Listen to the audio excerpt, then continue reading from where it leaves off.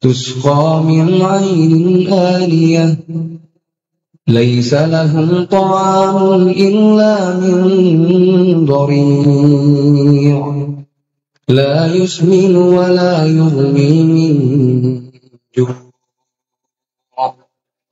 وجوه يومئذ ناعمة لسعيها راضية في جنة عالية لا تسمع فيها لاغية فيها عين جارية فيها سرر مرفوعة وأكواب موضوعة ونمارق مصفوفة وزرابي مبثوثة أفلا ينظرون إلى الإبل كيف خلقت وإلى السماء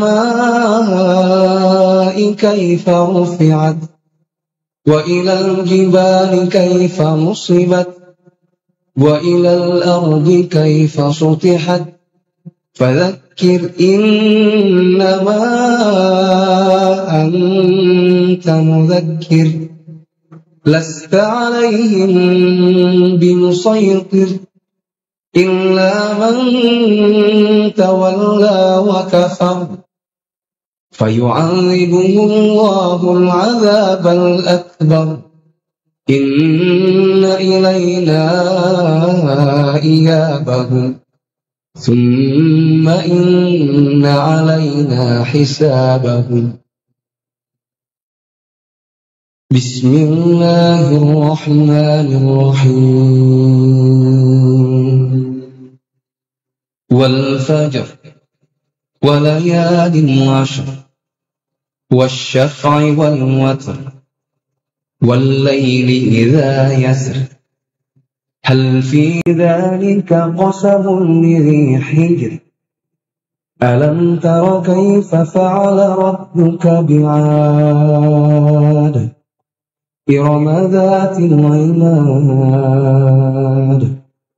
التي لم يخلق مثلها في البلاد وثمود الذين جابوا الصخر بالواد وفرعون ذي الأوتاد الذين طغوا في البلاد فأكثروا فيها الفساد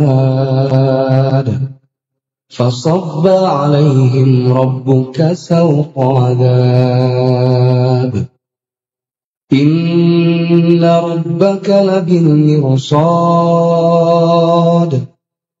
فأما الإنسان إذا ما ابتلاه ربه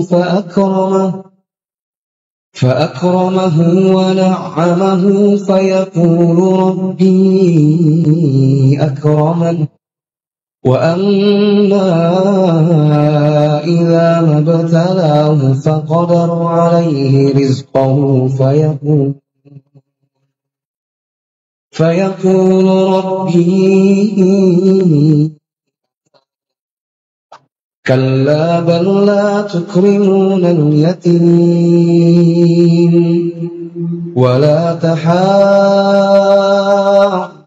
على طعام المسكين وتأكلون التراث أكلا لما وتحبون المال حبا جما كلا إذا دكت الأرض دكا دكا وجاء ربك والملك صفا صفا وجيء يومئذ بجهنم يومئذ يتذكر الإنسان وأنى له الذكرى يقول يا ليتني قدمت لحياتي فيومئذ لا يعذب عذابه أحد ولا يوثق وثاقه أحد. يا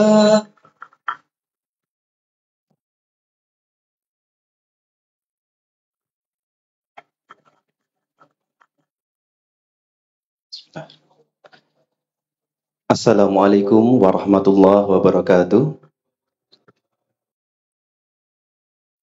Alhamdulillah, wassalatu wassalamu ala rasulillah wa ala alihi wa sahbihi wa mawala. La hawla wa la quwata illa billah, amma ba'd. Hadratal Mukarramin, wabil khusus Ustadz Alam selaku pemateri kajian pada malam hari ini.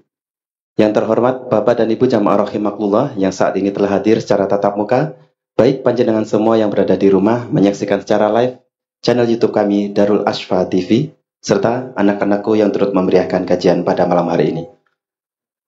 Alhamdulillah, kita haturkan puji syukur kehadirat Allah Subhanahu wa taala yang mana Ia telah melimpahkan segala berkatnya, nikmatnya sehingga kita dapat berkumpul, berjumpa kembali di musala kita tercinta Darul Ashfa dalam keadaan sehat walafiat. Tak lupa salawat serta salam selalu kita junjungkan kepada uswatun hasanah kita Muhammad sallallahu alaihi wasallam yang mana ia telah menuntun kita dari zaman jahiliyah, zaman kegelapan menuju zaman yang terang benderang yang itu al-Islam.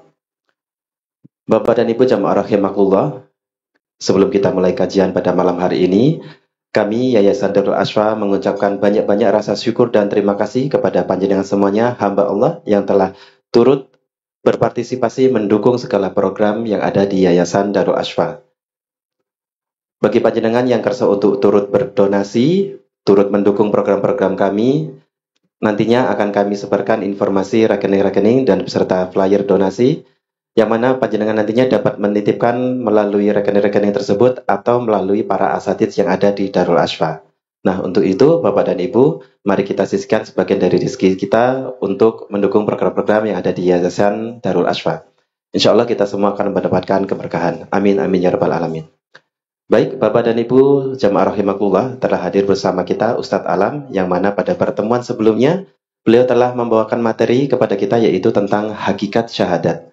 Nah, pada malam hari ini, beliau akan membawakan materi tentang dalil-dalil di bulan Ramadan. Nah, dalil-dalil tentang puasa, ya. Nah, mari kita simak bersama-sama. Silakan di silent dulu HP-nya atau dimatikan.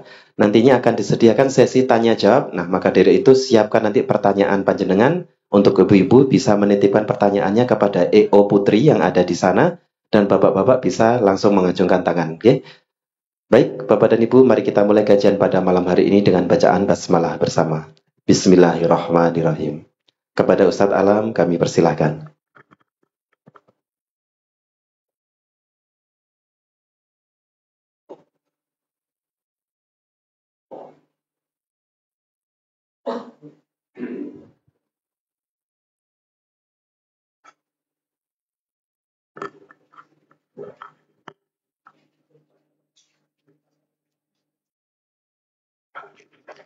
Bismillahirrahmanirrahim.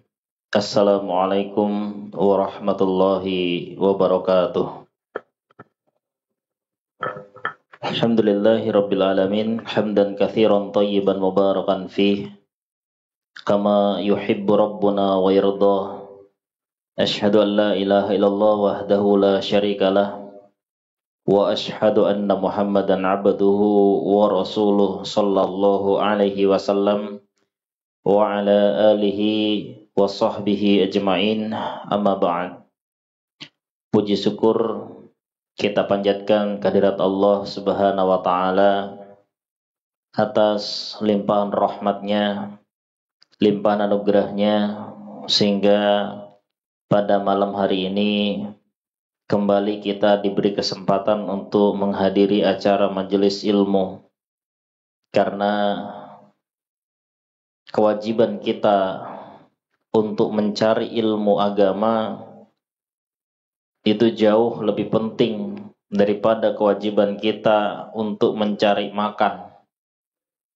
Karena makan itu akan kita gunakan untuk kehidupan dunia saja, sedangkan ilmu agama akan kita gunakan untuk kehidupan dunia dan akhirat. Maka ketika ada panitia yang mungkin mengadakan kajian, itu jauh lebih afdol daripada orang yang mungkin menyediakan lapangan pekerjaan bagi kita. Semua itu kita syukur dengan ucapan alhamdulillahirabbil alamin. Salat dan salam kita aturkan kepada junjungan kita Nabi besar Nabi Muhammad sallallahu alaihi wasallam, para sahabatnya, tabi'in, tabi'ahum, wa man tabi'ahum bi ihsanin ila yaumiddin. Dan atas kehadiran Bapak Ibu semuanya, mudah-mudahan Allah memberikan ilmu yang bermanfaat fid dunya hatal akhirah. Nah, di pertemuan sebelumnya sudah sedikit dikupas oleh Ustadz Anwar tentang materi ilmu tentang puasa secara global. Hari ini insya Allah kita akan membahas ilmu tentang puasa lebih rinci. Nah, di sini nanti ada tentang sejarah puasa, kemudian ada syarat-syarat puasa, kemudian apa saja sunnah-sunnah dalam berpuasa, kemudian apa saja yang boleh dilakukan ketika puasa, dan yang terakhir nanti adalah tentang apa yang membatalkan puasa dan apa yang merusak pahala puasa. Nah, kita mulai dari sejarah puasa. Insya Allah banyak di antara kita yang tahu, minimal pernah baca atau bahkan hafal dengan ayat ini. Ya ayyuhalladzina amanu kutiba alaikumus syiyam kama kutiba alal ladzina min qablikum la'allakum tattaqun. Hei orang-orang yang beriman, diwajibkan berpuasa atas kalian sebagaimana diwajibkan terhadap orang-orang sebelum kalian, agar kalian bertakwa. Puasa itu ayyaman ma'dudat, beberapa hari yang dihitung, kadang 29, kadang 30. Karena dalam bulan Qamariyah memang hanya ada 29 atau 30. Kalau bulan Syamsiyah kadang 28, 29, 30, 31. Kalau Qamariyah hanya ada 30 dan 29. Faman kana minkum maridun, barang siapa di antara kalian yang sakit, au ala safarin, atau dalam safar, perjalanan, fa'iddatum min ayyamin ukhra, maka hitungan di bulan yang, di hari yang lain, artinya di luar bulan Ramadan. Wa 'alal ladzina yutiqunahu fidyatun ta'amu miskin, dan bagi orang-orang yang mampu berpuasa, mereka boleh membayar fidyah, yaitu memberi makan orang miskin. Faman tatawwa'a khairan fahuwa khairul lah, barang siapa yang ibadah sunnah itu lebih baik baginya. Wa antasumu khairul lakum in kuntum ta'lamun, tapi apabila kalian berpuasa itu lebih baik bagi kalian jika kalian mengetahui. Ini adalah ayat yang masyhur di kalangan umat Islam. Bahkan kita mungkin sebagian hafal dengan ayat ini. Namun mungkin tidak banyak yang tahu bahwa ayat ini adalah mansukh. Dalam Al-Quran itu Allah berfirman, ma nansakh min ayatin aw nunsiha na'ti bi khairim minha aw mithliha. Jadi ada ayat yang kami mansukh, kami ganti hukumnya, ya, diganti dengan ayat yang lebih baik atau yang semisalnya. Nah, ayat ini mansukh Bapak Ibu sekalian. Jadi perintah Allah yang menyatakan bahwa diwajibkan atas kalian berpuasa sebagaimana diwajibkan berpuasa seperti orang dulu itu dimansuh oleh Allah, diganti oleh Allah. Diganti ayat selanjutnya di ayat 185. Nah, kemudian yang kedua ayat 184. Wa 'alal ladzina yutiqunahu fidyatun ta'amu miskin. Ini juga dimansuh ya, ayat 185. Nah, karena kalau melihat ayat ini ya, ini sejarahnya panjang. Jadi perbedaan umat Islam dengan umat yang selain Islam, sebelum Islam, umat Islam itu syariatnya sangat mudah, dipermudah oleh Allah. Karena puasa sejak dulu ya, zaman sebelum Islam, puasanya itu adalah sejak Isya sampai Maghrib. Jadi orang puasa itu begitu adzan Isya, maka dia sudah tidak boleh makan dan minum sampai besok Maghrib. Nah, maka ini dimansuh oleh Allah ya di ayat selanjutnya ya 187 kalau tidak salah. Itu dimansuh bahwa kalian boleh wa kulu washrabu hatta yatabayyana lakumul khaytul abyadu minal khaytil aswadi minal fajr. Sehingga kita mengenal dengan istilah sahur, yang makan sahur itu hanya ada di kalangan umat Islam, tidak ada di kalangan sebelum Islam. Bahkan Bapak Ibu sekalian, awal puasa diwajibkan, sahabat-sahabat masih melakukan puasa itu. Nah, ini ada hadisnya, diriwayatkan oleh Imam Bukhari, Imam Abu Daud, Sahih. Ya, Ani bin Abbas, dari Ibnu Abbas, dia menerangkan, ya ayyuhalladzina amanu kutiba alaikumus syiyam kama kutiba 'alal ladzina min qablikum. Fakana an-nasu 'ala ahdin Nabi sallallahu alaihi wasallam. Maka manusia di zaman Nabi sallallahu alaihi wasallam, idza shallul atamah, ketika mereka salat Isya, haruma 'alaihim at-ta'am wasyarab wan nisa. Maka haramlah bagi mereka makanan, minuman dan istri. Wasomu ilal qabilah. Maka mereka kemudian berpuasa sampai malam depannya, sampai maghrib. Fakhtana rajulun nafsahu fajama'a imra'atahu ya wa qad shallal isya. Ternyata seorang laki-laki mengkhianati dirinya. Waktu itu kalau di hadis lain diterangkan Umar bin Khattab. Berarti selama puasa itu tidak mungkin ada hubungan suami istri. Dan itu berat bagi laki-laki, Bapak Ibu sekalian.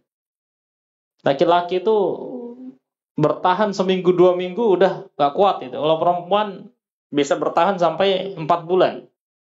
Kalau laki-laki libidonya gak kuat, dia nahan. Nah, Umar bin Khattab waktu itu ngobrol dengan istrinya. Kemudian kakinya istrinya tersingkap. Kelihatan, wah gak kuat. Akhirnya dia fajama'a imra'atahu, maka dia menyetubuhi istrinya. Padahal waqad shallal isya, dan dia sudah salat Isya. Berarti kan sudah nggak boleh itu. Ya, setelah salat Isya kalau dia makan, minum atau menggauli istrinya berarti batal puasanya itu. Tapi walam yuftir. Dia tidak mokel dia. Maka dianggap mengkhianati diri, dia tahu kalau dia batal sebenarnya. Ya, tapi dia teruskan puasanya. Faradallahu azza wa jalla ayyaj'ala dzalika yusran. Ya, maka Allah menghendaki ya untuk menjadikan itu mudah, liman baqiya wa ruhsatan wa manfaatan, bagi orang yang ke belakang termasuk kita yang tersisa, wa ruhsatan dan wa manfaatan, menjadi kemurahan dan manfaat. Faqala subhanahu, maka Allah berfirman, alimallahu annakum kuntum takhtanuna anfusakum. Allah tahu bahwa kalian mengkhianati diri kalian. Bahwa kalian setelah menyetubuhi istri tahu itu batal puasanya, tapi kok diteruskan puasanya. Tahu Allah. Meskipun Umar waktu itu tidak lapor kepada Nabi apa yang terjadi, maka ayat ini turun mengklarifikasi bahwa kamu mengkhianati dirimu. Nah, wa kana hadza mimma nafa'allahu bihin nas. Dan ini adalah sesuatu yang diberikan manfaat bagi Allah, bagi manusia. Wa rakhkhasa lahum wa yassar. Dan Allah memberikan kemurahan dan kemudahan. Itu yang pertama, kejadian pertama yang membuat disebut asbabun nuzul ayat, yang membuat ayat ini mansukh. Karena diyakinkan bahwa para sahabat yang keimanannya tingkat tinggi, insya Allah kita tidak ada yang setingkat sahabat. Itu saja tidak mampu menahan nafsu terhadap istri. Ya, tidak mampu menahan itu. Itu yang pertama. Kejadian kedua, hadis ini diriwayatkan oleh Imam Bukhari, kalau tadi Imam Abu Daud. Yang kedua Imam Bukhari. Ya. Kana ashabu Muhammadin sallallahu alaihi wasallam idza kana ar-rajulu sha'iman fahadara al-iftar fanama qabla an yaftira lam ya'kul lailatahu wa la yawmahu hatta yumsi. Jadi sahabat-sahabat Nabi Muhammad sallallahu alaihi wasallam ketika dia berpuasa, kemudian waktu buka datang, ternyata dia tertidur dan tidak buka, maka malam itu tidak akan makan dan besok akan terus berpuasa sampai besok. Nah, diantaranya adalah wa inna Qais ibn Sirmah al-Ansari kana shaiman. Waktu itu seorang sahabat bernama Qais bin Sirmah al-Ansari, orang Ansor. Dia berpuasa. Falamma hadaral iftar, ketika datang waktu buka, ata imra'atahu, dia datang kepada istrinya. Faqala laha, maka dia bertanya kepada istrinya, a'indaki ta'amun, apakah kamu punya makanan? Waktu itu memang ya tidak gampang cari makan seperti sekarang ya. Kalau sekarang ada makanan cari yang lain gitu. Kalau dulu memang tidak ada makanan gitu. Qalat la, belum ada, walakin antaliku fa'atlubulak. Tapi saya akan coba untuk mencari untukmu. Wa kana yaumahu ya'mal, dan dia seharian bekerja. Faghalabathu ainahu, maka dia terkalahkan oleh matanya karena capeknya bekerja. Akhirnya sambil menunggu istrinya, ya, dia kemudian tidur. Faja'athu imra'atuhu, maka istrinya datang kepadanya. Falamma ra'athu qalat khaybatan lak. Wah, ini ketika istrinya lihat dia tidur, wah ini celaka ini. Falamma intasafan nahar ghusya alai, maka ketika sudah tengah hari maka dia pingsan. Fadzukira dzalika lin-nabi sallallahu alaihi wasallam. Maka diceritakan ini ada sahabat tidak kuat nahan puasanya, dia pingsan. Maka fanazalat hadhil ayah, turunlah ayat ini, uhilla lakum lailatas syiyamir rafathu ila nisaikum.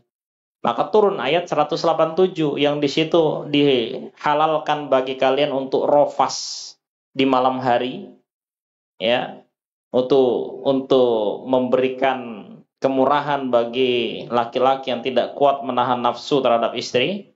Dan seterusnya itu wakulu washrobu hatta yatabayan, boleh juga makan sampai fajar. Fafarihu biha farhan syadida, maka sahabat-sahabat waktu itu semuanya senang, sangat senang, ya. Wa nazalat wakulu washrobu hatta yatabayyana lakumul khaytul abyadu minal khaytil aswad. Ini adalah sejarah tentang puasa. Jadi ayat kutiba alaikumus syiyam kama kutiba alal ladzina min qablikum itu dimansuh oleh Allah. Diganti dengan ayat 187 bahwa kalian puasanya wajib tapi tidak seperti orang dulu. Karena orang dulu itu kalau puasa mulai dari Isya sampai Maghrib. Coba kita bayangkan seandainya ayat ini tidak dimansuh, kira-kira ada yang kuat puasa enggak di antara kita? Sedangkan sahabat aja banyak yang tidak kuat, apalagi kita gitu ya. Sekarang aja kayaknya puasa dari subuh sampai maghrib itu udah banyak yang tidak kuat. Bahkan sebagian kaum muslimin yang mungkin bekerja keras ya rela meninggalkan puasanya demi pekerjaannya. Ya, apalagi kayak zaman dulu. Nah, maka ini adalah salah satu rahmat dari Allah ya. Ada sebuah hadis yang mengatakan orang Yahudi bekerja diibaratkan dari subuh sampai zuhur, dia diberi pahala 1 qirot. Orang Nasrani bekerja dari duhur sampai asar diberi pahala kurang lebih 1 qiraat. Orang Islam bekerja dari asar sampai maghrib itu diberi 2 qiraat. Nah, kita ini puasanya sedikit tapi pahalanya banyak. Bahkan orang dulu itu ada yang 80 tahun dia hidupnya setiap malam sholat malam, siangnya puasa dan perang. Sahabat-sahabat iri. Wah, enggak pernah maksiat orang ini. Sahabat aja iri, apalagi kita. Allah menurunkan inna anzalnahu fi lailatul qadar. Di situ khairum min alfi syahrin. 1 malam saja kita puasa itu lebih baik dari 1000 bulan. Yang kalau dikuruskan 1000 bulan itu 83 tahun. Masya Allah, umat Islam itu luar biasa diberikan pahala oleh Allah, diberikan kemudahan dalam ibadah oleh Allah. Nah, kita adzan dulu nggih.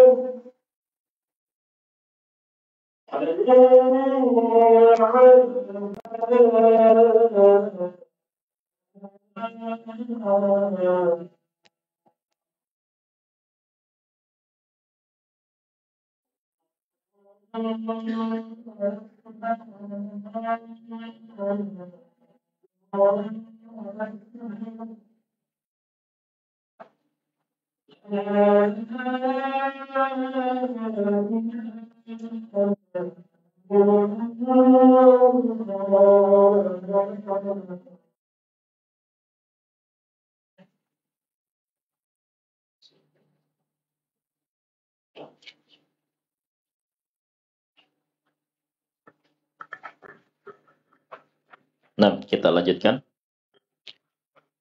Itu tadi tentang sejarah puasa. Sekarang kita lihat adalah keutamaan puasa, fadlus siyam. An Jabir an Nabi sallallahu alaihi wasallam qol, innamas siyamu junnah. Sesungguhnya puasa itu adalah tameng. Yastajinnu bihal 'abdu minan nar. Yang seorang hamba akan berlindung dari neraka dengan puasa itu. Huwa li wa ana ajzibih. Puasa itu adalah untukku dan aku sendiri yang akan membalasnya. Ini adalah dari ucapan atau firman dari Allah yang masuk dalam hadis qudsi. Nah, yang pertama, keutamaan puasa. Puasa adalah tameng dari neraka. Dan kita semua berharap berdoa mudah-mudahan kita dijauhkan oleh Allah dari neraka dan diberi tameng oleh Allah dengan berbagai macam tameng. Salah satunya adalah dengan puasa. Yang kedua, an Abdullah bin Amr anna Rasulullah sallallahu alaihi wasallam qala as-siyamu wal Qur'anu yashfa'ani lil 'abdi yaumal qiyamah. Puasa dan Al-Qur'an akan menjadi syafaat bagi seorang hamba di hari kiamat. Nah, karena orang yang masuk neraka, Bapak Ibu sekalian, itu tidak mungkin bisa keluar. Tidak mungkin, kecuali hanya dengan syafaat. Suatu saat Rasulullah Shallallahu Alaihi Wasallam mendengar ada suara kayak benda yang sangat besar jatuh. Wah, gitu. Lalu Rasulullah bertanya, tahukah kalian suara apa itu? Para sahabat mengatakan Allah wa Rasuluhu a'lam.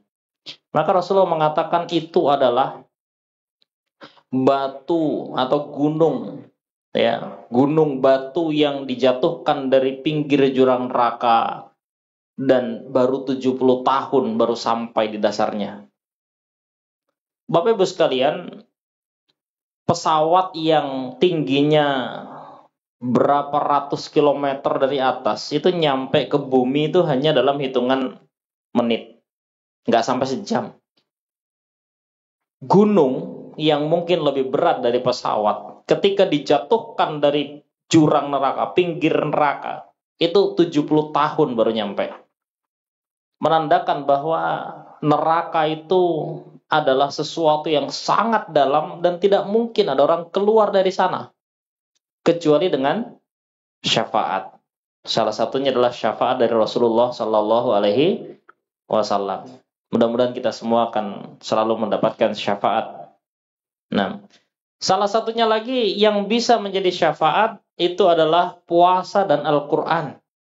Ya, yaqulu siyam, puasa yang kita lakukan akan berbicara kepada Allah. Ai Rabbi, wahai Tuhanku, mana'tuhu at-ta'ama wasyahawati bin nahar. Aku mencegah dia dari makan dan syahwat di waktu siang. Artinya, karena dia berpuasa, maka seseorang rela meninggalkan makannya dan syahwat terhadap istrinya. Fasyafi'ni fih, maka jadikanlah aku syafaat terhadapnya. Maka puasa akan menjadi syafaat bagi kita insyaAllah. Wa yaqulul Qur'an, dan Al-Quran akan berkata, mana tuhu an-nauma bilail, saya membuatnya tercegah dari tidurnya di malam hari. Karena banyak dia membaca Quran, menghafalkan Quran, menderes Al-Quran, sehingga tidurnya kurang. Yang harusnya dia tidur mulai dari jam 9 malam sampai jam 5 pagi atau jam 4 pagi begitu, dia rela bangun jam 2, jam 3 untuk membaca Quran. Nah, Quran akan mintakan syafaat. Fasyafi'ni fih, maka jadikan aku syafaat terhadapnya. Nah, jadi puasa selain menjadi benteng dari neraka, yang kedua keutamaan puasa itu akan menjadi syafaat bagi kita di hari kiamat.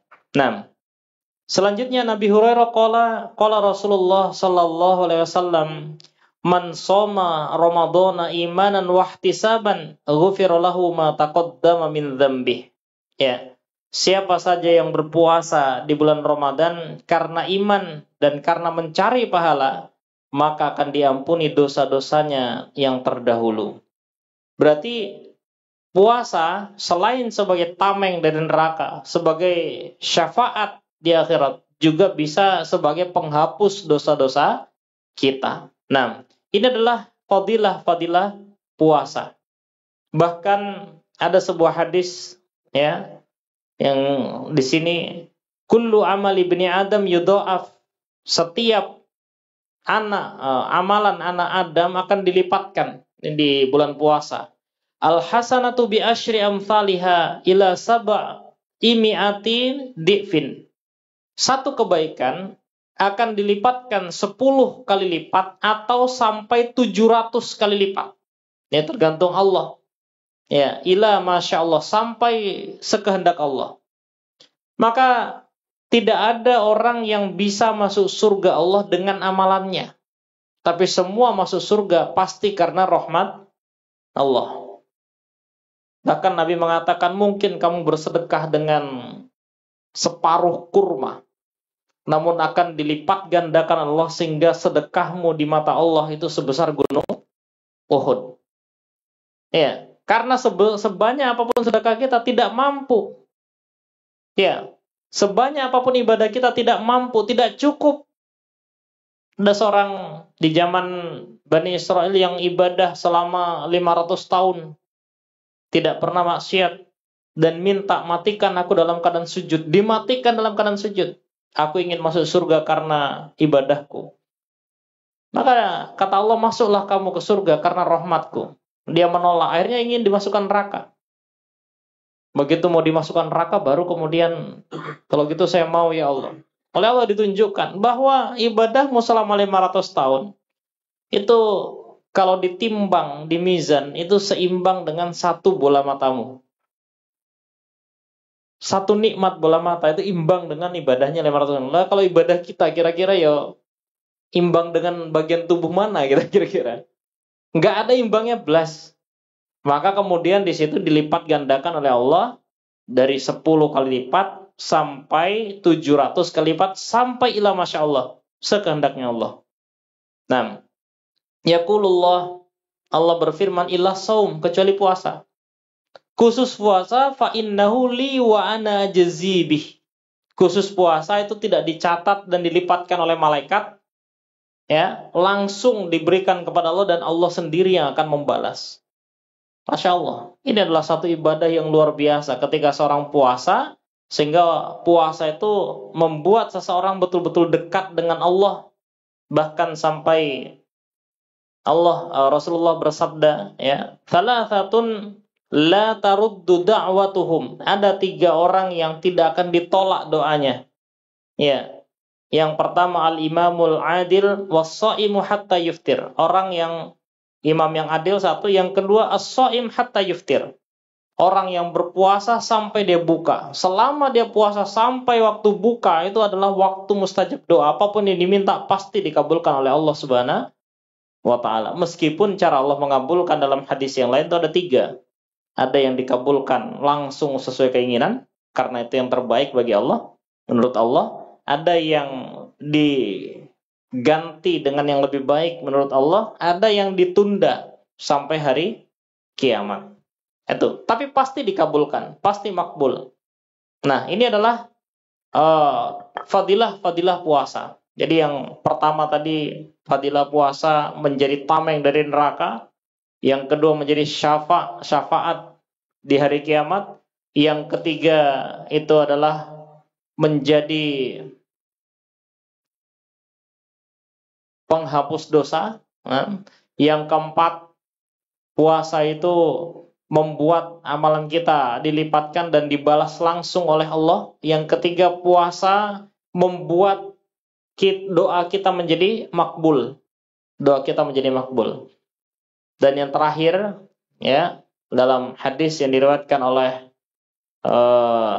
Imam Bukhari, ya, bahwa orang yang berpuasa itu akan dimasukkan ke dalam surga melalui satu pintu yang disebut pintu Royan. Pintu Royan. Mudah-mudahan kita semua bisa masuk ke sana. Nah, itu adalah fadilah puasa.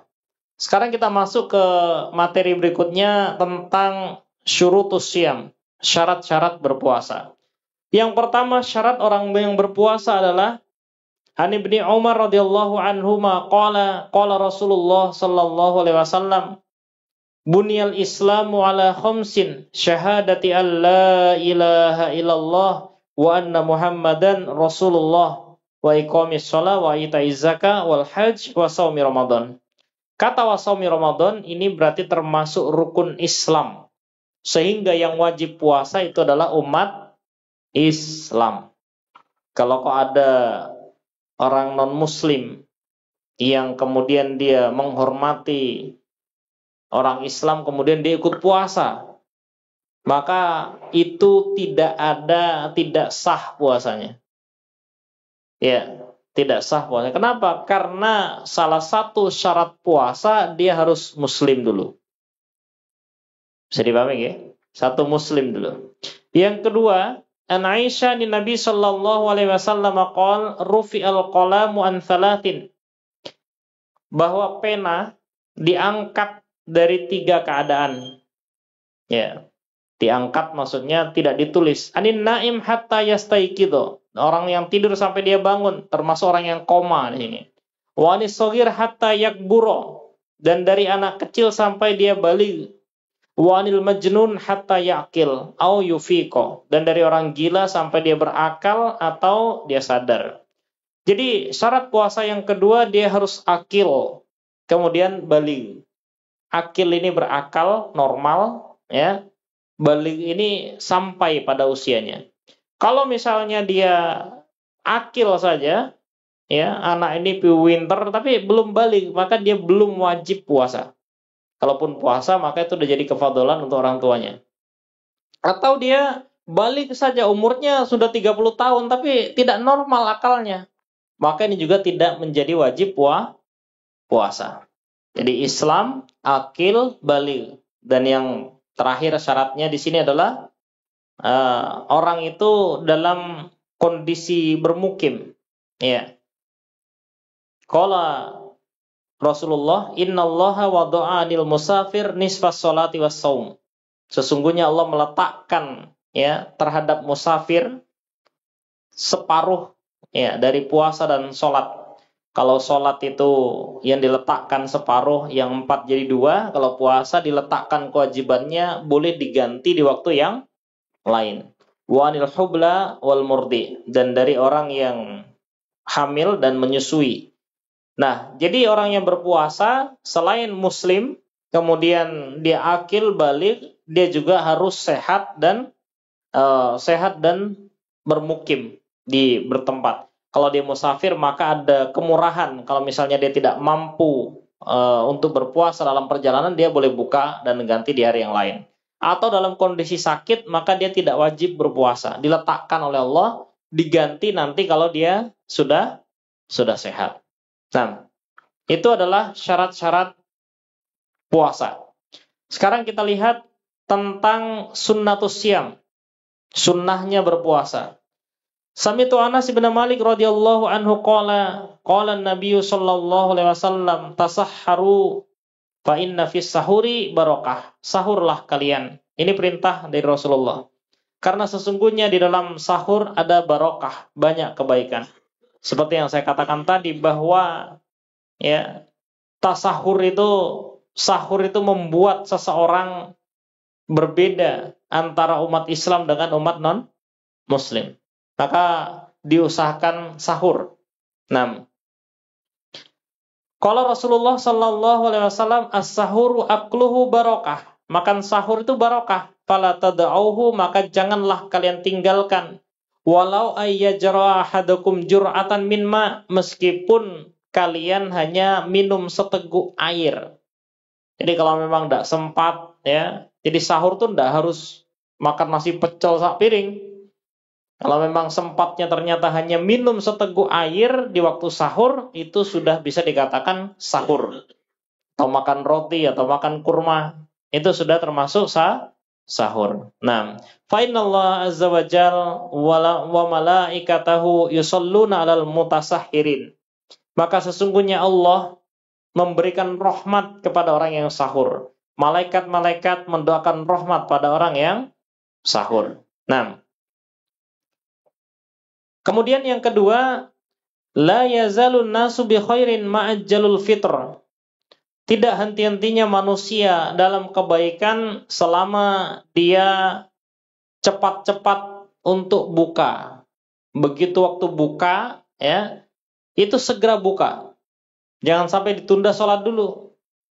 Tapi yang perlu dipahami, buka itu bukan harus nasi kotak, bukan nasi sak piring. Namanya buka itu adalah membatalkan puasa.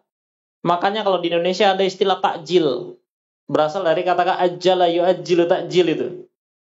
Ya, artinya sesuatu yang kita gunakan segera buka. meskipun cuma seteguk air atau satu biji kurma itu sudah termasuk buka.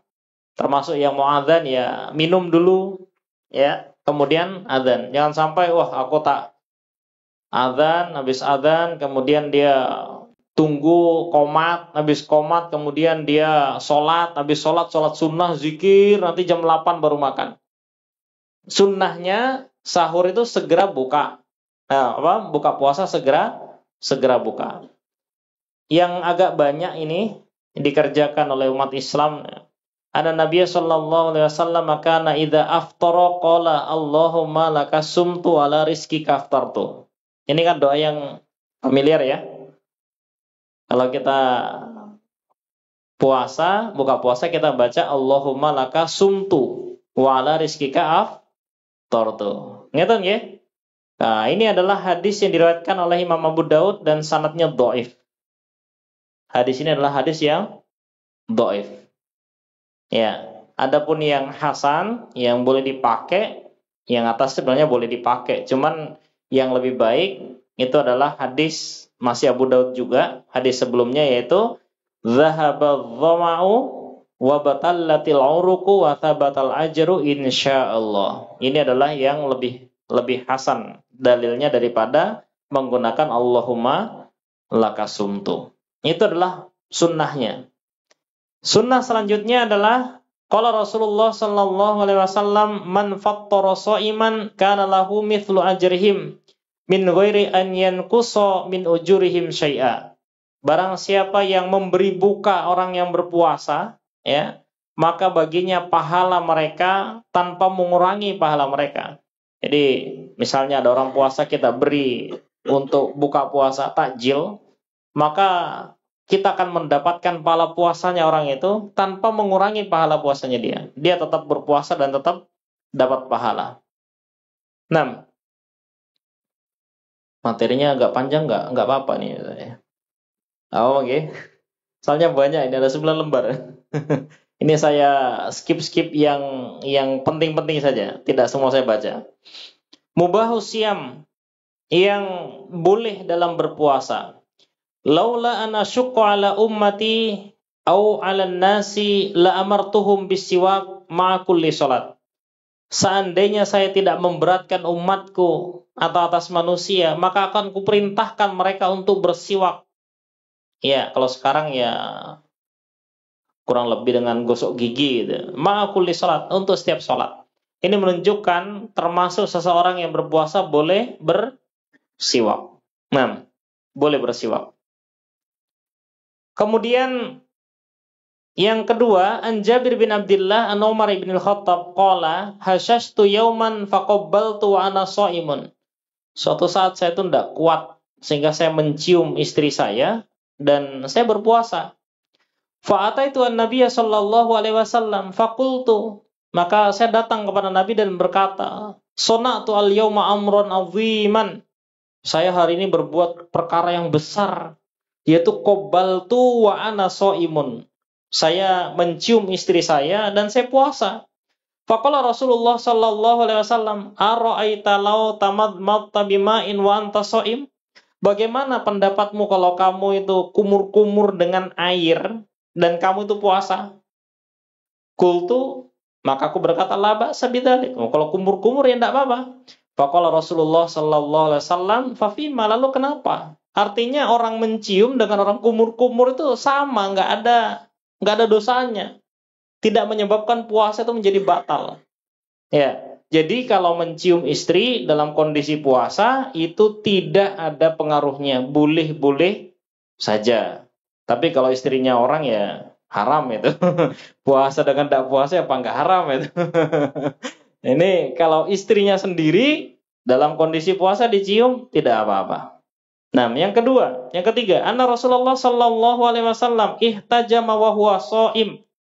Sesungguhnya Rasulullah sallallahu alaihi wasallam ihtajama, cantuk, bekam, dan dia dalam kondisi puasa. Berarti juga boleh. Wa balla Ibnu Umar radhiyallahu anhuma thauban fa'alqahu alaihi wa huwa shaim. Ibnu Umar biasanya membasahi bajunya ya ketika dia berpuasa. Ini untuk mendinginkan badan. Bahkan wa dakhala Sa'biyu al-hammam wa huwa sha'im. Sa'bi, seorang tabi'in, dia masuk ke kolam renang, ke kolam ketika puasa. Jadi kalau ada orang mengatakan kalau puasa nggak boleh nyelup, itu makruh. Ini tabi'in mengerjakan. Boleh. Ya. Ini saya kayaknya panas ini. Saya tak nyelup di kolam renang. Boleh. Yang tidak boleh kalau nyelup sembari minum. Nah, itu batal bahasanya. Tapi kalau cuma nyelup saja, boleh.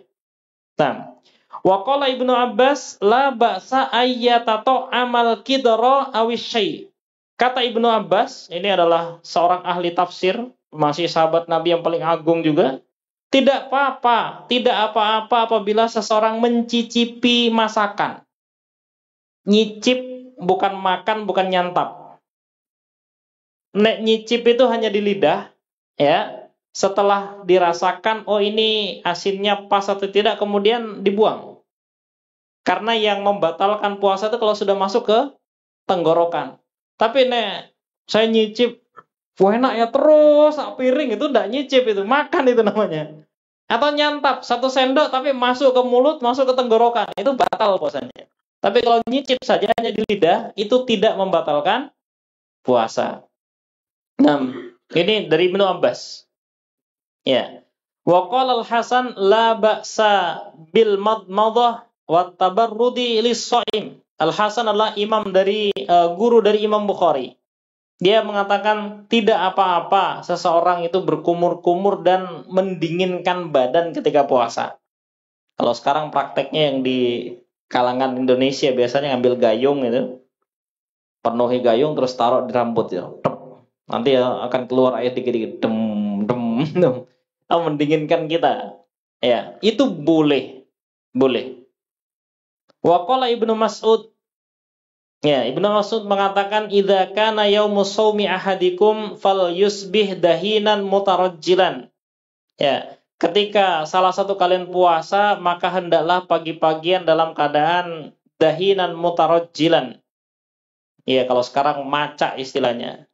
Jadi jangan sampai karena puasa kemudian tidak mandi, tidak sikatan, kemudian tidak maca. Ya, tetap boleh. Qala Anas bin Malik, ini adalah seorang sahabat yang 10 tahun menemani Rasulullah, 10 tahun melayani Rasulullah. Dia berkata, innali abzana ataqahhamu fih. Saya punya baskom besar untuk berendam di dalamnya. Wa ana shaimun, dan saya puasa. Puasa panas karena di daerah sana memang panas begitu. Maka diambil baskom itu, kemudian dipenuhi air, dia masuk berendam di situ, dingin. Itu boleh, tidak makruh. Tidak makruh. Ini dari sahabat-sahabat dan tabi'in. Ya. Ini dari sahabat dan tabi'in bahwa tidak apa-apa. 6.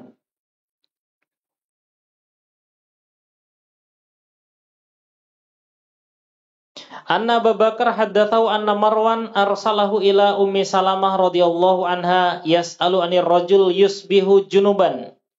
Bahwasanya Marwan mengutus Abu Bakar kepada Ummi Salamah untuk bertanya tentang bagaimana hukumnya seseorang yang junub. Junub ini menanggung janabat dalam kondisi puasa. Ayasumu, bolehkah berpuasa? Jadi dia junub, ya.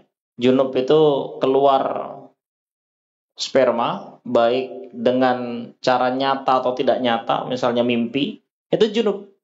Apakah puasanya masih diteruskan?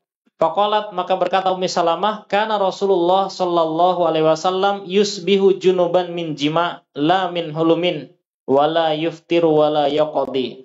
Nabi itu kondisinya pagi-pagi baru dia mandi janabat karena habis mengumpuli istri, bukan karena mimpi. Jadi dalam kondisi nyata dia mengumpuli istri, ya. Kemudian dia habis begitu adzan subuh baru dia mandi, ya, dan dia tidak mokel, diteruskan puasanya. Yang tidak boleh ini adalah menyetubuhi istri di waktu habis azan subuh. Nah, ini tidak boleh. Tapi kalau mandinya habis azan subuh, boleh. Mandinya habis azan subuh, ini boleh. Nah,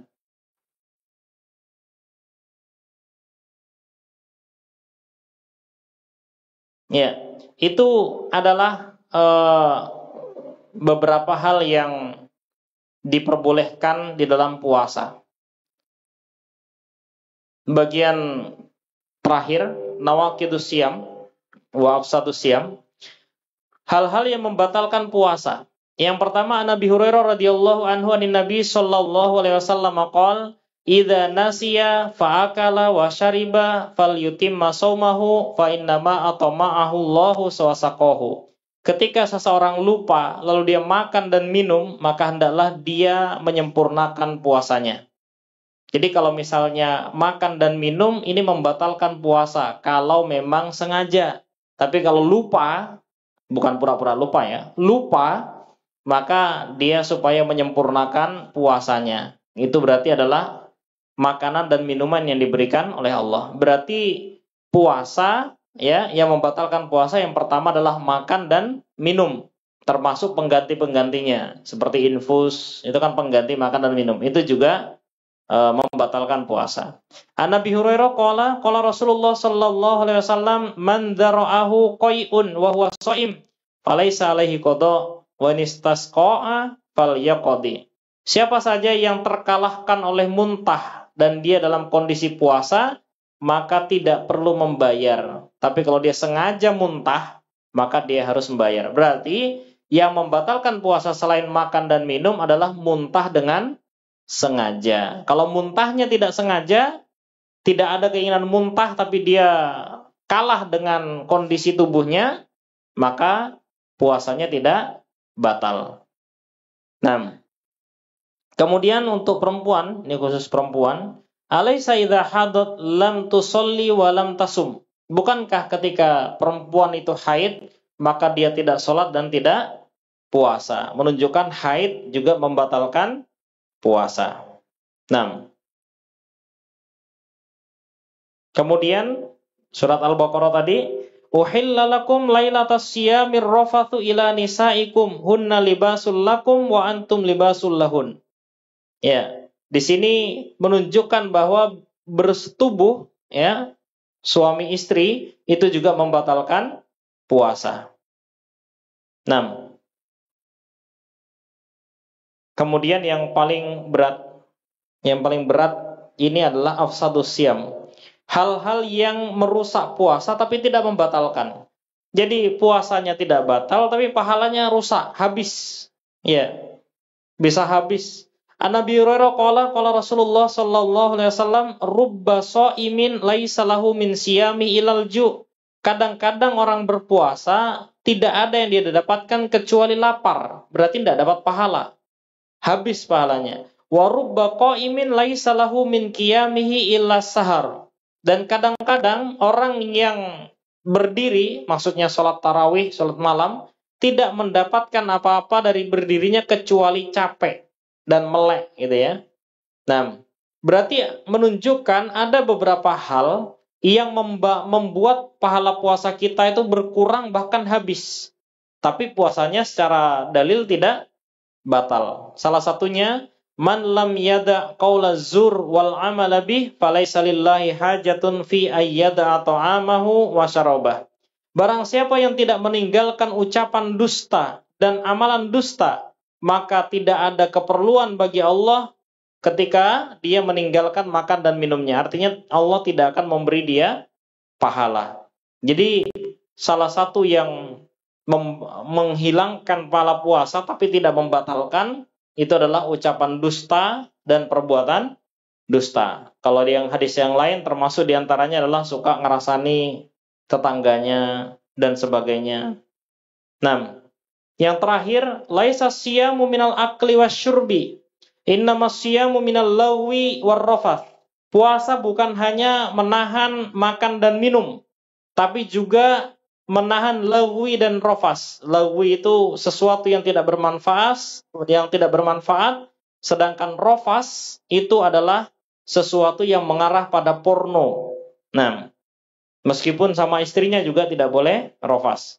Fa in sabbaka ahadun au jahila alaik, kalau seseorang mencelamu atau dia jahil kepadamu, fal takul ini soimun, maka katakanlah saya puasa. Artinya ketika puasa jangan diladeni orang yang memancing emosi. Nah, saya puasa nanti malam aja ya. Wah, jangan diladeni itu ya. Nah, itu yang bisa saya sampaikan pada pertemuan kali ini. Kita sudah membahas tentang hal-hal yang menjadi sunnah ketika puasa, yang menjadi mubah ketika puasa, kemudian yang merusak dan yang membatalkan puasa. Jazakumullah khairan. Sebelum kita tutup, mungkin ada pertanyaan, dipersilakan. Semoga Bapak. Bismillah. Assalamualaikum warahmatullahi wabarakatuh. Waalaikumsalam warahmatullahi wabarakatuh. Pertanyaan pertama, Ustaz. Kalau ada seorang wanita hamil, dia gak puasa karena khawatir mungkin janinnya atau ibunya yang bermasalah. Yang kedua, terus melahirkan, menyusui. Nah, itu juga mengkhawatirkan kesehatan salah satu atau dua-duanya. Yang mungkin yang jadi masalah lagi adalah kalau si ibu ini masa menyusui belum selesai, itu terus sambung menyambung punya anak lagi. Nah, itu terjadi pada keluarga saya itu, anak saya 8. Jadi panjang, nah, jadi berantai itu ya sambung menyambung. Ini cukup bayar fidyah atau mengganti puasa. Di puasa kalau sambung menyambung kesehatannya juga gitu juga lumayan itu. Yang kedua, batasan musafir itu kalau mahasiswa kuliah di Mesir gitu loh, terus jenengan itu. Lah itu kuliah mungkin 4 tahun di Mesir itu apa batasannya musafir mukimnya gimana tak? Terus berikutnya di sini ada pekerja berat, tukang guluk itu, gudang itu. Mungkin selama kerja di sini itu beliau tidak berpuasa karena jarang yang berpuasa. Mungkin kalau apalagi situasi panas dan sebagainya. Itu gimana, Dan? Apa mungkin seumur-umur gak puasa karena kerjanya seperti itu? Terima kasih, Dan. Nah, yang pertama, bagaimana kalau terus begini ya, di keluarga jenengan ya, mungkin terjadi di keluarga saya juga itu. Di dalam tafsir Ibnu Katsir yang dijelaskan oleh Ibnu Abbas bahwa memang itu ada pilihan. Yang lebih afdol itu membayar fidyah sekaligus membayar puasa ketika sudah memungkinkan. Itu yang paling afdol. Ada juga yang pilihannya di situ boleh hanya membayar fidyah.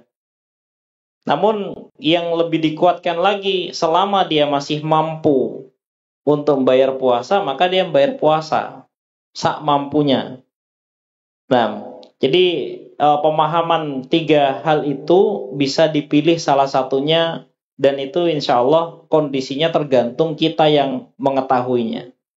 Nah, kalau di keluarga saya sarankan bayar fidyah dulu. Nanti ketika kamu kok sudah memungkinkan untuk puasa, silakan. Karena Allah itu tidak mungkin tidak memberi pahala. Allah tidak akan bosan memberi kita pahala sampai kita yang bosan mencari pahala. Jadi kalau di keluarga saya, kalau memang seperti itu kondisinya, biasanya saya suruh bayar fidyah. Nanti ketika dia sudah waktunya mungkin senggang, anaknya sudah selesai, kemudian dia mau mengganti puasanya yang dulu, dipersilakan. Tetap dia akan mendapatkan pahala, dan itu adalah pilihan yang lebih baik sebenarnya. Itu yang pertama. Yang kedua, masalah musafir itu ada batasan jarak dan ada batasan waktu. Batasan jarak ya paling dekat mungkin sekitar 80 km, kurang lebih. Ada yang kurang, ada yang lebih dari itu. Batasan waktu itu maksimal 19 hari. Ketika dia sudah 19 hari di tempat itu, saya misalnya mau ke Kalimantan, di sana saya 15 hari, berarti saya masih bisa terhitung musafir di sana. Tapi kalau misalnya saya di sana sudah memastikan bahwa saya 20 hari, itu tidak musafir. Begitu nyampe di sana sudah tidak musafir. Nah, tidak musafir. Dan dalam dasar itu ada di ketika Rasulullah SAW Fathu Mekah. Ketika dia Fathu Mekah, ada sahabat yang menerangkan dia sekian hari, yang paling jauh itu 19 hari. Nah, 19 hari itulah Nabi kemudian melakukan sholat musafir di sana ya. Selama di sana dia terhitung musafir, jamak, qasar dan sebagainya. Itu dasar dalilnya. Nah, adapun untuk puasa memang agak berbeda dengan yang lain. Kalau untuk puasa selama kita mampu berpuasa meskipun musafir itu lebih baik. Wa antasumu khairul lakum in kuntum ta'lamun. Lebih baik kalau memang misalnya saya perjalanan ke Kalimantan. Lalu dalam perjalanan karena perjalanannya enak aja naik pesawat gitu nggak capek-capek amat ya, sahur di Blitar ya, kemudian nyampe Surabaya jam 5 pagi, jam 6 terbang, jam 7 sudah sampai sana, jam 8 sampai rumah dan tidak merasa haus, tidak merasa pusing ya, silakan berpuasa. Dan itu dasar dalilnya beberapa sahabat yang dalam perjalanan ada yang puasa, ada yang tidak puasa. Dan Nabi tidak mencela keduanya. Yang memang kuat puasa silahkan lanjutkan, yang memang mau buka karena memang tidak mampu ya silahkan dibuka, diberi kemurahan. Nah, gitu nggih? Ya, ada lagi dipersilakan.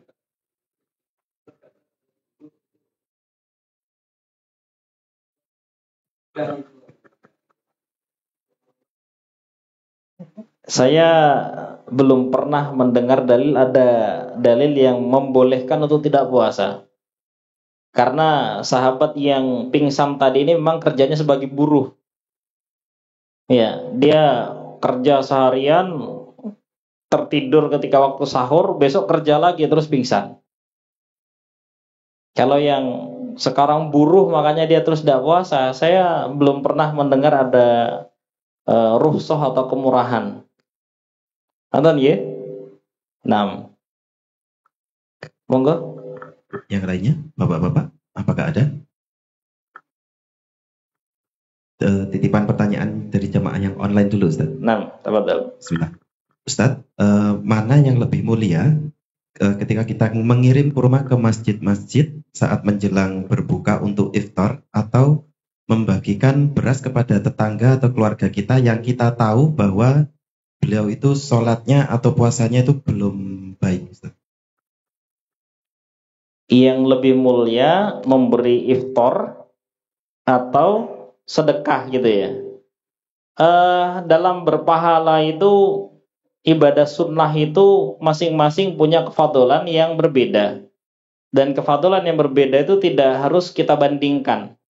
Nah, kefadolan orang yang memberi takjil untuk orang yang buka puasa, maka siapa saja yang bertakjil dengan itu dia dapat kiriman pahala.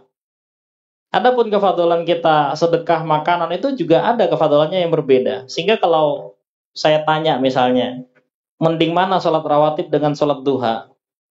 Ya tidak ada yang mending sholat dua-duanya kalau perlu gitu kan. Jadi kefadolan sholat duha itu ada sendiri, rawatib itu ada sendiri. Sehingga ketika ada dua sunnah seperti ini, penting mana kita mengirim takjil atau memberi kepada tetangga yang belum mampu.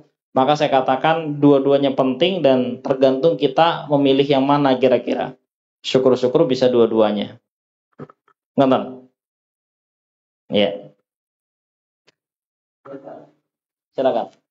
Mana melihat saya mengingatkan ini banyak anak muda yang enggak. Sedangkan yang orang tua dan anak kecil itu berpuasa. Yang ditanyakan sikap kita sebenarnya adalah ta'muruna bil ma'ruf wa tanhauna 'anil munkar. Kenapa seseorang itu tidak berpuasa padahal dia mampu? Itu karena kurangnya iman. Maka dalam Al-Qur'an itu Allah memanggil ya ayyuhalladzina amanu kutiba alaikumussyam. Meskipun dia Islam, mungkin dia belum sampai derajat iman karena kurangnya ilmu. Nah, fenomena kita yang paling tepat sebenarnya adalah ya mengajak mengerti ilmu. Makanya saya katakan di awal pembukaan tadi bahwa orang yang menyediakan kajian itu jauh lebih tinggi nilainya daripada orang yang menyediakan pekerjaan. Karena pekerjaan bermanfaat untuk dunianya, tapi apakah dengan orang bekerja kemudian dia mau beribadah? Belum tentu mau.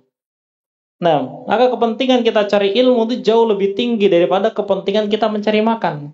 tanpa meninggalkan kepentingan mencari makan. Kenapa orang kemudian tidak mau berpuasa? Pasti karena tidak ada ilmunya. Kalau dia ngerti ilmunya, ngerti fadilahnya, ngerti ancaman nerakanya, ya tidak mungkin berani dia. Maka Allah berfirman, innama yakhsyallaha min ibadihil ulama. Yang paling takut kepada Allah adalah orang-orang yang berilmu. Maka sikap kita bagaimana? Mungkin kalau kita langsung, kamu tidak puasa, dosa, neraka, kafir, dan sebagainya, mungkin jadi masalah. Ya, yang paling gampang adalah bagaimana memberikan pendekatan supaya dia mau mengerti ilmu. Karena orang yang mau mengerti ilmu itu susah memang. Ya, al-ilmu hayatul iman, ilmu itu adalah hidupnya iman. Fenomena yang seperti itu banyak kita jumpai di kalangan masyarakat kita, maka yang penting adalah kita mendakwahkan untuk itu. Karena dia itu tadi kurang iman mungkin. Nah, gitu ya. Monggo kalau ada lagi. Satu lagi Ustaz, untuk penanya online. Ustaz, ini bagaimana hukumnya berpuasa bagi para saudara-saudara muslim kita yang mempunyai kondisi kesehatan tertentu Ustaz? Seperti misalkan memiliki asma yang mana di suatu kondisi yang darurat membutuhkan inhaler, atau mungkin saudara kita yang mengalami diabetes yang mana membutuhkan suntikan insulin atau insulin tempel, obat tempel. Niku hukum puasanya bagaimana? Nah, pertama kalau dalam kondisi darurat tadi di sini maridon. Kata-kata maridon, kalau memang dia sakit dan sakitnya itu harus membatalkan puasa, maka hukumnya boleh membatalkan puasa. Ya, boleh membatalkan puasa. Yang kedua, bagaimana hukumnya ketika orang itu menggunakan inhaler? Ya, ini tidak membatalkan puasa. Inhaler saja ya, tidak membatalkan puasa. Atau obat yang ditempelkan di luar kayak Remason dan sebagainya, itu tidak membatalkan puasa. Yang membatalkan puasa itu adalah yang dimasukkan ke dalam tubuh seperti infus. Ya, itu membatalkan puasa. Kalau yang hanya ditempel di luar, minyak angin dan sebagainya, tidak membatalkan puasa. Nah, yang membatalkan puasa tadi di nawaqidhi puasa, nawaqidhi siyam. Yang pertama adalah makan, minum, atau yang menggantikan keduanya. Seperti infus itu kan menggantikan keduanya. Kemudian muntah dengan sengaja, kemudian bersetubuh, dan haid. 5 ini yang membatalkan. Kalau di luar itu, seperti inhaler dan sebagainya, saya belum tahu dalilnya, ada yang mengatakan itu batal. Nah.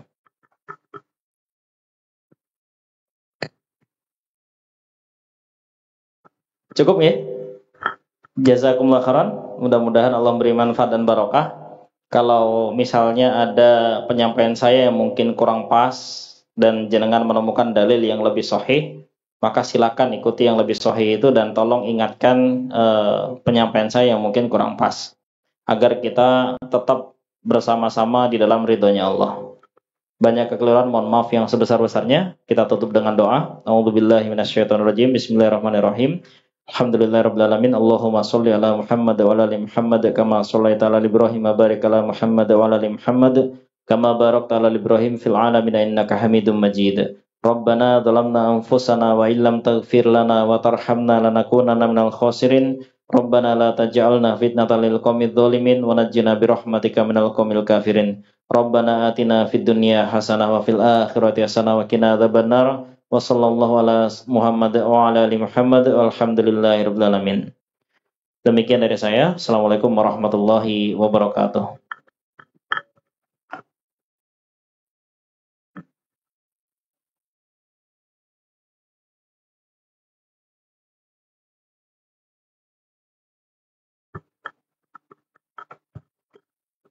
Alhamdulillahirrabbilalamin. Bapak dan Ibu jamaah rahimahullah, itu tadi materi yang telah disampaikan oleh Ustadz Alam, dalil-dalil tentang berpuasa. Nah, semoga dengan memperdengarkan materi beliau, kita nantinya dapat menjalankan ibadah puasa dengan hikmat dan insya Allah diterima pahala-pahala kita.